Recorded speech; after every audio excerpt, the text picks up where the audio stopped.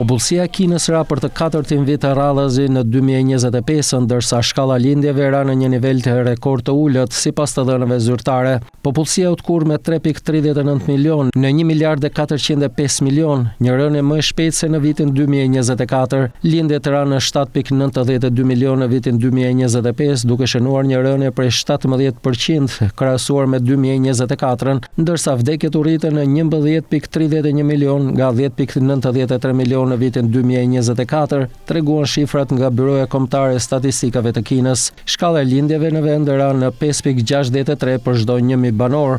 Personat mbi 60 vjeç përbojnë rreth 23% të popullsisë së përgjithshme. Deri në vitin 2035, numri personave mbi 60 vjeç parashikohet të arrijë në 400 milion, që do të thotë se qindra miliona njerëz mund të largohen nga fuqia punëtore. Kina ka rritur tashmë moshën e daljes në pension, ku burrat pritet të punojnë deri në moshën 63 vjeç në vend të 60 vjeç dhe gratë deri në moshën 58 vjeç në vend të 55 vjeç. Autoritetet po përpiqen të promovojnë pikpamje pozitive mbi martesën dhe lindjen e fëmijëve, ndërsa kërkojnë të kundërshtojnë efektet afatgjata të politikës së një fëmije, e cila ishte në fuqi nga vitin 1980 deri në vitin 2015 dhe ndihmoi në uljen e varfërisë, por riformosoi familjet dhe shoqërinë kineze. Lëvizja e popullsisë ka përkeqësuar sfidën demografike, me një numër të madh njerëzish që lëvizin nga zonat rurale në qytete, ku rritja e fëmijëve është më e kushtueshme. Shkalla e urbanizimit të Kinës ishte 68% në vitin 2025 nga rreth 43% në 2005.